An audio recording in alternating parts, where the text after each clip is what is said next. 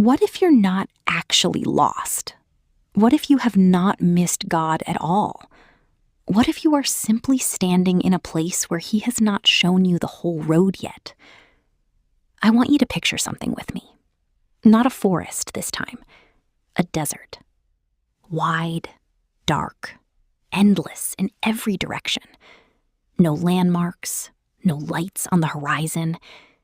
You have a promise in your heart. Somewhere out there is the place you're supposed to be. But from where you're standing, you cannot see it. You cannot even see tomorrow. All you have is the ground beneath your feet and the sky above your head. And neither one is telling you the ending. That is not abandonment. That is not punishment. That is not God forgetting about you. That is simply what it feels like to be human and still walking by faith. Because here is something we forget when we are young and hungry for answers.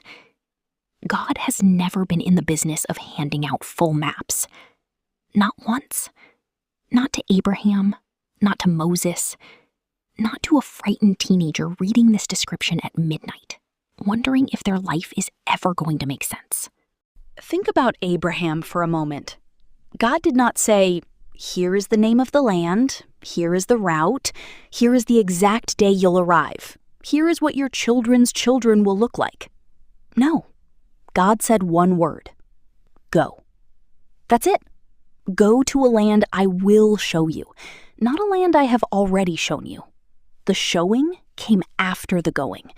The clarity came after the obedience, not before it. And I think that terrifies us because we have been raised on a different promise. We have been raised to believe that faith should feel like certainty, that if God is really with us, we should feel sure. We should have the whole itinerary before we take the first step. But that has never been how this works. Not in Scripture, not in real life, not in yours. Remember the Israelites, freed from slavery, walking toward a promise they had never seen with their own eyes. Maybe it's your calling. You don't know what you're supposed to do with your life. You feel this weight, this sense that God has a purpose for you, but you have no idea what it looks like, and it's eating you alive. So hear this. God did not ask Abraham to understand the entire plan before moving. He asked him to take the next step in the direction of obedience. You don't need to know your whole calling today. You need to take the next faithful action, the class you can enroll in, the skill you can start learning this week, the door that's cracked open right now that you've been too afraid to walk through because it doesn't look like the whole dream. Walk through the cracked door. The wide open one will come later. It always does. But it comes to those who moved when all they had was a crack of light. Maybe it's provision. Maybe you look at your bank account and it terrifies you. Maybe you feel like everyone around you is already stable and you're still trying to figure out how to make it to the end of the month. Listen carefully. God did not teach his people to store up 40 years of food in advance. He gave manna one day at a time, on purpose. Not because he couldn't give more, but because he wanted them dependent on him daily, not confident in their own storage. So stop punishing yourself for not having 10 years of financial security figured out. Ask for today's bread. Manage what's in your hand right now with faithfulness.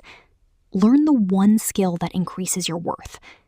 Take the one opportunity in front of you, even if it's small, even if it embarrasses your pride a little. Daily bread was never supposed to look impressive.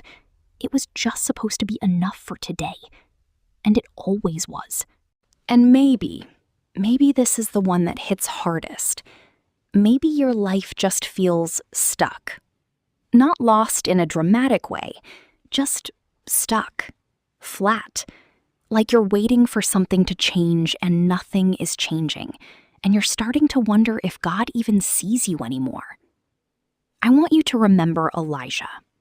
This was a man who had just seen fire fall from heaven, a man who had just witnessed one of the greatest miracles in Scripture.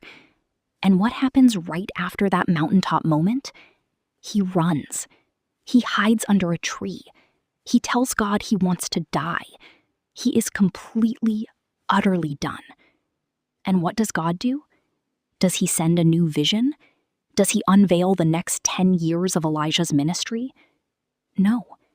God sends an angel with one instruction: get up and eat. That's the whole assignment. Get up, eat, rest, then get up and eat again. Before Elijah ever heard the still, small voice on the mountain, before any grand revelation, God met him in his exhaustion with the smallest possible next step. Not a 5-year plan, a meal, a nap. Get up and eat. So if your life feels stuck right now, stop demanding a 5-year plan from God and start accepting the get up and eat moment he's actually offering you. Fix your morning. One honest prayer. One habit you've stopped lying to yourself about.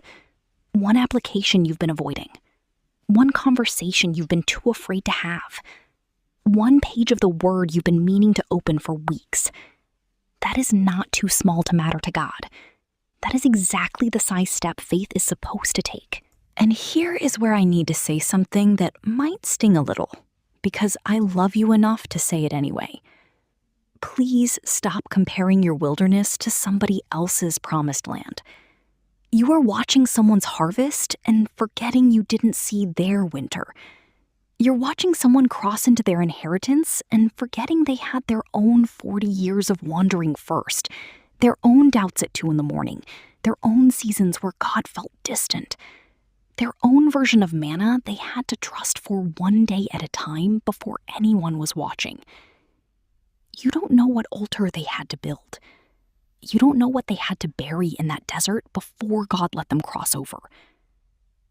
Comparison will steal the only thing God is actually asking of you right now, which is faithfulness in this chapter, not performance against someone else's chapter 10.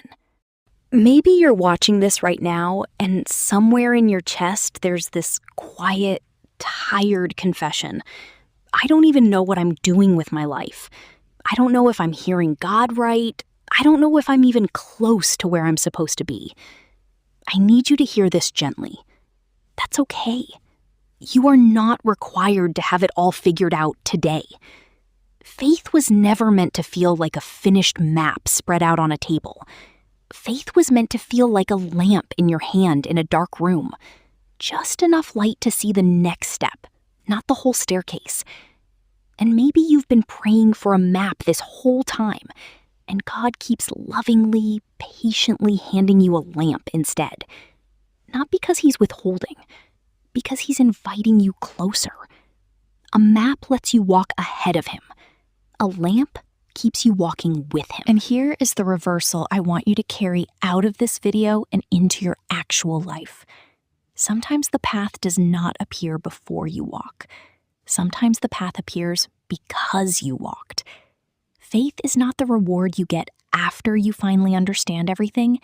Faith is the very thing that makes the understanding possible. The Red Sea did not part before their feet moved toward it. The waters split as they stepped in. Provision met obedience in motion, not in waiting. So if you're in a season where the whole thing feels unclear, your calling, your money, your relationships, your purpose, your identity, all of it, I want you to breathe right now. Actually breathe, and then pray. Honestly, even if your prayer sounds more like a confession of confusion than a confident declaration, God is not offended by your uncertainty. He is moved by your honesty. Then take the next step. Not the whole journey, just the next one. Send the message. Open the book. Fix the habit. Apply for the thing. Forgive the person. Get up and eat. Because you were never asked to see the whole road.